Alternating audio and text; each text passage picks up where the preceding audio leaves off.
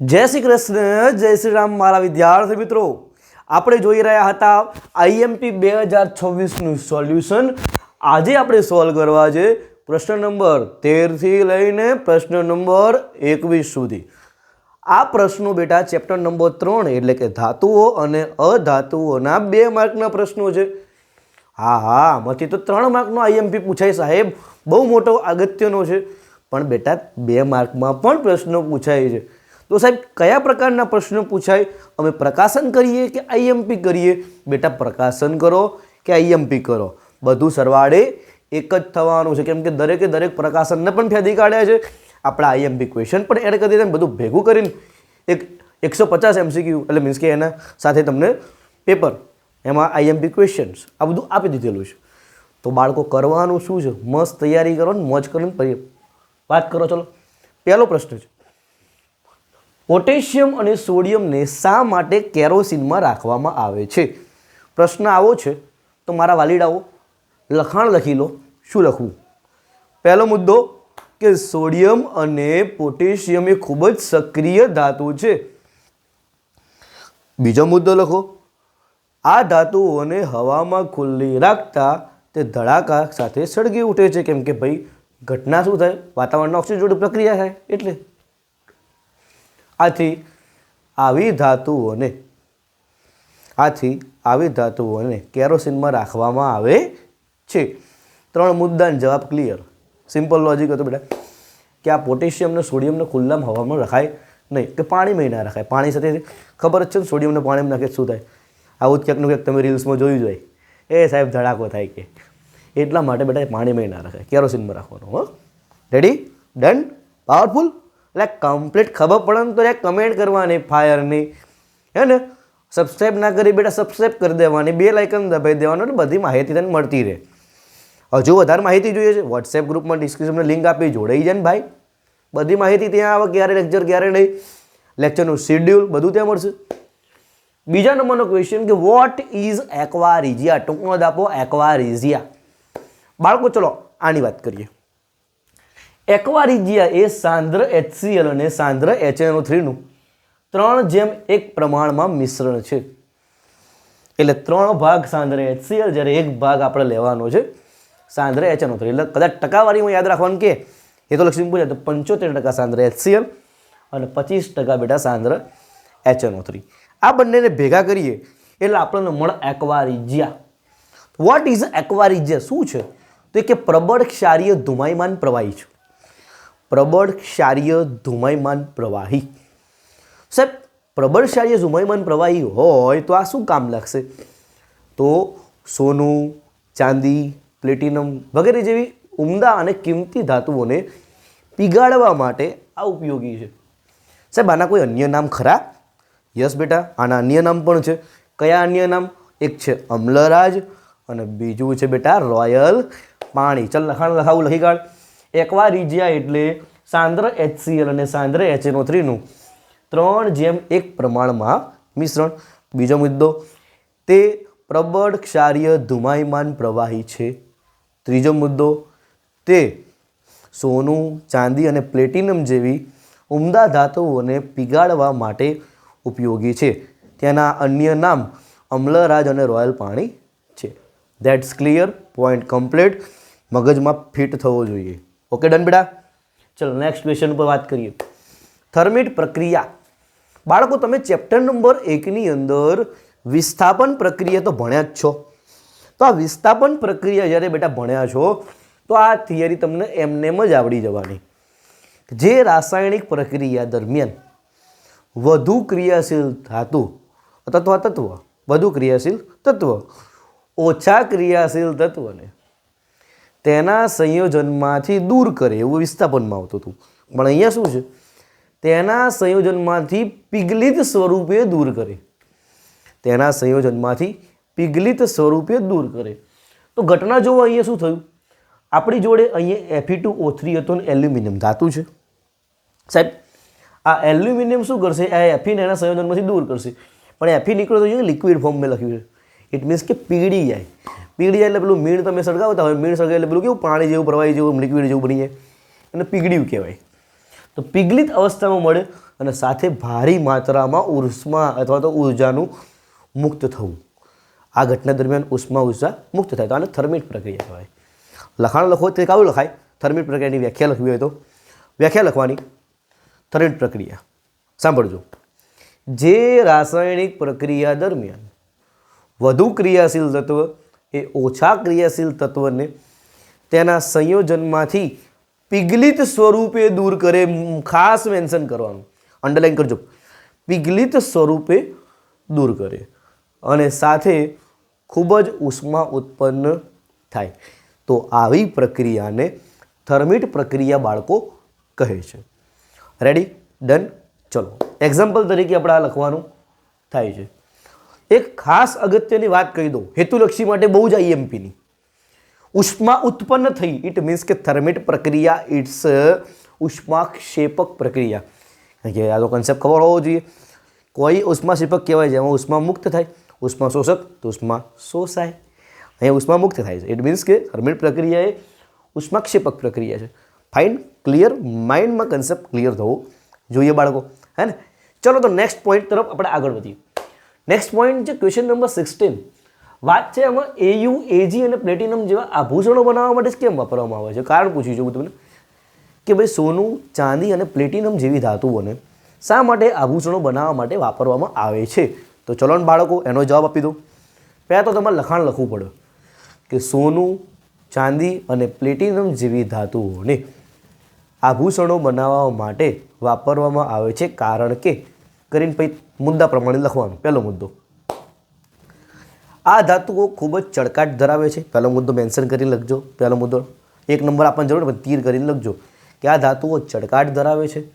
બીજું, આ ધાતુઓ પાણી કે ભેજ સાથે પ્રક્રિયા કરતી નથી. હવા, પાણી કે ભેજ સાથે પ્રક્રિયા કરતી નથી. આથી તેનું ક્ષારણ પણ થતું નથી.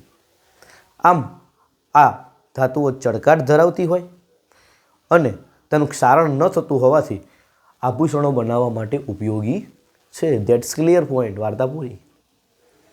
વાર્તા પૂરી. ડન છે? પાકું? 3 મુદ્દામાં ખેલ ખતમ. ના સમજાય તો ફરી એક વખત તમે જોઈ શકો છો, કોઈ ઇસ્યુ નથી બાળકો. બરાબર છે? મારો એક જ ઉદ્દેશ્ય છે બેટા અહીંથી, કેમ કે ઓલરેડી હું ઘણા બધા પ્લેટફોર્મ પર કામ કરી ચૂક્યો છું અને કરું પણ છું અત્યારે હાલમાં. બરાબર છે? પણ હાલમાં પણ સાહેબને મેં કીધું છે મારા છોકરાઓને, સ્કૂલના છોકરાઓને, ટ્યુશનના છોકરાઓને, એમના માટે મારે ફ્રી ઓફ કોસ્ટની અંદર બેટા મટીરિયલ આપવું છે તો આપું જ છું. મારા 150 ક્વેશ્ચન તમને આપ્યા છે, આખા વર્ષનું તમને સોલ્યુશન કરાવ્યું છે. જે લોકો મારી જોડે ઓફલાઈનની અંદર ભણે જ છે એવા વિદ્યાર્થીઓને તો મેં ઓફલાઈનની અંદર 2 વખત સિલેબસનું રિવિઝન કરાવી દીધું છે. ત્રીજી વખત ચાલુ છે અને આ 150 ક્વેશ્ચન તમને ઓનલાઈન ફોર્મમાં સોલ્યુશન મળી રહ્યા છે. તો તમારા માટે ખૂબ જ સારી વાત કહેવાય બેટા કે તમે જો કદાચ મારી જોડે ટ્યુશનમાં ઓફલાઈનમાં નથી, બરાબર છે, તેમ છતાં ઓનલાઈનની અંદર તમે સરળતાથી આ ભણી રહો છો તો આ વસ્તુનો તમને બેટા બહુ જ બેનિફિશિયલ થવાનો છે. ઘણા એમ છોકરાઓના મને મેસેજ એવા હતા પર્સનલી કે સર તમારા 150 ક્વેશ્ચનની અંદર દાખલો મને ક્યાંય જોવા મળ્યો નહીં. બાળક દાખલા નહીં કરું ને તો એ પૂરેપૂરા આવશે, કેમ કે છોકરાઓને ઘણા દાખલાથી બીક લાગતી હોય. તેમ છતાં તમારી ઈચ્છા છે તો કરાવીશું. ડન છે? પાકું? ચલો આગળની થિયરી પર વાત કરીએ બેટા. આયનીય સંયોજનોના કોઈ પણ 2 ગુણધર્મો લખો. પહેલો ગુણધર્મ લખ ભાઈ, ટાઇટલ આપ. આયનીય સંયોજનોના ગુણધર્મો નીચે મુજબ છે. પહેલો મુદ્દો ભૌતિક ગુણધર્મો. ભૌતિક ગુણધર્મો 1 નંબર આપીને લખવાનું તમારે અને એમાં લખવાનું છે કે આયનીય સંયોજનો એ ધન અને ઋણ આયનના પ્રબળ આકર્ષણના કારણે બનેલા છે. ભાઈ અહીંયા કોઈ પ્રકારનું બંધ બનતો નથી. આ તો ખાલી એકદમ આકર્ષણથી ચોંટેલા છે. આમ જો આ બંધ બની ગયો, જો આંગળી મારી ભેગી થઈ ગઈ, આ બંધ બન્યો કહેવાય. પણ આ આમ ફિટ ચોંટાડે છે, કારણ કે અહીં ફેવિકોલ લગાવી દીધું હોય, ફેવિક્વિક, હે ને, મજબૂત જોડ, તૂટે કે કહેશે તૂટી ગઈ, પણ બહુ જ વજન આપો તો ઘટના. પહેલો મુદ્દો તમે શું લખશો કે આયનીય સંયોજનો એ ધન અને ઋણ આયનો વચ્ચેના પ્રબળ આકર્ષણ બળથી બનતા હોવાથી તે સખત અને ઘન પદાર્થ હોય છે. બીજો મુદ્દો, સખત હોવાની સાથે તે બરડ પણ છે, વધારે દબાણ આપતા તૂટી જાય છે. એટલે કન્સેપ્ટ અહીંયા આગળ પહેલો ક્લિયર થઈ ગયો ભૌતિક ગુણધર્મોનો. હવાનો કન્સેપ્ટ તમારો થોડોક ચેન્જ થાય છે. હવાનો કન્સેપ્ટ તમારે ધ્યાનમાં શું લેવાનો છે બાળકો, તો એ જુઓ. હવે તમારે જોવાનું છે બેટા બીજો મુદ્દો, ગલન બિંદુ અને ઉત્કલન બિંદુ. હવે તમને ખબર જ છે, કોઈને પ્રબળતાથી બંધ બાંધાયેલો હોય એને છૂટા પાડવા માટે ઉર્જા તો વધારે આપવી જ પડે. ઇટ મીન્સ કે ગલનબિંદુ ઉત્કલનબિંદુ ઊંચા જ હોય. તો લખાણ શું લખવાનું બીજા મુદ્દામાં?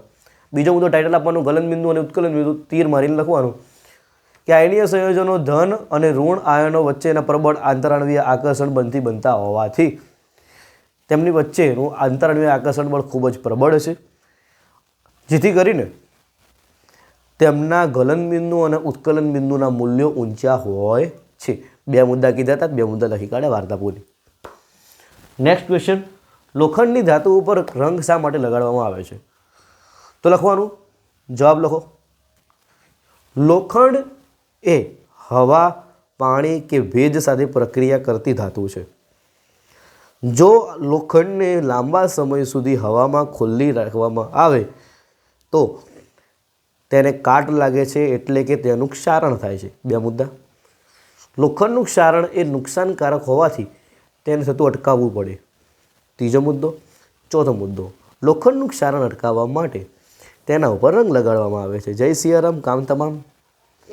બાબુ કન્સેપ્ટ જે તમે ખોરાપણાનો પછી ક્ષારણનો કન્સેપ્ટ ક્લિયર કર્યા હતા ને આગળના, એ કન્સેપ્ટ ક્લિયરથી આ પ્રશ્નો ઇઝીલી સોલ્વ થાય.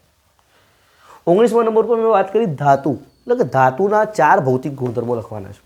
4 નહીં 5 આપું લે કાંડા લખને. પહેલાં તો ધાતુઓ વજનમાં ભારે હોય. બીજો મુદ્દો, ધાતુઓ ચળકાટ ધરાવે છે. ત્રીજો મુદ્દો, ધાતુઓ વિદ્યુત અને ઉષ્માના સુવાહક છે. ત્રીજો મુદ્દો, ધાતુઓ તણાવપણા અને ટીપાવપણાનો ગુણધર્મ ધરાવે છે. ચોથો મુદ્દો થયો. બરાબર છે. 5મા મુદ્દાની વાત કરીએ તો ધાતુઓને એકબીજા સાથે અથડાવવાથી રણકાવ ઉત્પન્ન થાય છે. આ 5 મુદ્દા યાદ રાખવાના. તેમના ગલનબિંદુ ઉત્કલન બિંદુ ઊંચા હોય. 6થો મુદ્દો. ઓકે, કદાચ 3 માર્કમાં પૂછાતો હોય ટેન્શન લેવાનું નહીં. એવી જ રીતે બેટા અધાતુના પણ જોડે જોડે કહી દો, પછી મિશ્ર ધાતુવાળો 20મા નંબરનું ક્વેશ્ચન જોઈશું. 21મા નંબરનું ક્વેશ્ચન કહી દઉં છું બેટા, ધ્યાન આપજો. અધાતુના ભૌતિક ગુણધર્મો કે તેઓ વજનમાં હલકા હોય છે. બીજો મુદ્દો કહું એનો કે તેઓ ચળકાટ ધરાવતા નથી. ત્રીજો મુદ્દો, તેમના વિદ્યુત અને ઉષ્માના અવાહક છે. ચોથો મુદ્દો, તે તણાવપણા કે ટીપાવપણાનો ગુણધર્મ ધરાવતા નથી. 5મો મુદ્દો, તેમને અથડાવવાથી રણકાર ઉત્પન્ન થતો નથી. અને 6થો મુદ્દો, તેમના ગલનબિંદુ અને ઉત્કલન બિંદુ નીચા હોય છે. નેક્સ્ટ ક્વેશ્ચન છે મિશ્ર ધાતુ એટલે શું? ભાઈ મિશ્ર ધાતુ એટલે તમે સમજી ગયા કે ભાઈ ધાતુ ભેગી કરો એટલે મિશ્ર ધાતુ સાહેબ, એમાં નવી વાત શું? બાળકો ચલો એની પણ વાત કરી લઉં. મિશ્ર ધાતુ એટલે એવી ધાતુ કે જેમાં એક કરતાં વધારે ધાતુ કે અધાતુઓનો સમાવેશ થતો હોય. પહેલો મુદ્દો, પ્રોપર વ્યાખ્યા આપે તો એવી લખાય કે જ્યારે કોઈ ધાતુ પદાર્થમાં અન્ય ધાતુ કે અધાતુ ઉમેરવામાં આવે ત્યારે બનતી ધાતુને મિશ્ર ધાતુ કહે છે. ત્રીજી વ્યાખ્યા લખ્યો, ત્રીજી એ લખાવું. 2 કે તેથી વધુ ધાતુ એકબીજા સાથે મિશ્ર થઈ મિશ્ર ધાતુ બનાવે છે કે જે તદ્દન નવો જ ગુણધર્મ ધરાવે છે. આ ઘટનાને મિશ્ર ધાતુ કહેવાય. મિશ્ર ધાતુની 3 વ્યાખ્યા કીધી, 3માંથી તમને જે ગમે લખવાની. હવે એના ઉદાહરણની વાત કરીએ તો મિશ્ર ધાતુના જો ઉદાહરણ જોઈએ બાળકો, હે ને, તો ઉદાહરણો 2 યાદ રાખવાના. એક છે ઝીંકુ, એક શું છે બેટા? ઝીંકુ. તો ઝીંકુ એટલે થાય શું? બરાબર છે.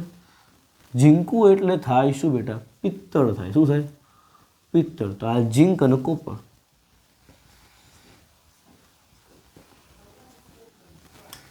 પછી શંકુ યાદ રાખવાનું. બરાબર છે. એસન એટલે શું થાય બેટા? ટીન અને કોપર. તો આ શું થાય? બ્રાસ. શું થાય? પછી ઝીંકુની એટલે કે ઝીંક, કોપર અને નિકલ. તો આપણને શું મળે બેટા? જર્મન સિલ્વર મળે. ઓકે, 2 માંગે તમે 3 કીધા, તમને જે ગમે એ લખી લેવા. આ સાથે આપણે ક્વેશ્ચન નંબર 13 થી 21 કમ્પ્લીટ કર્યા.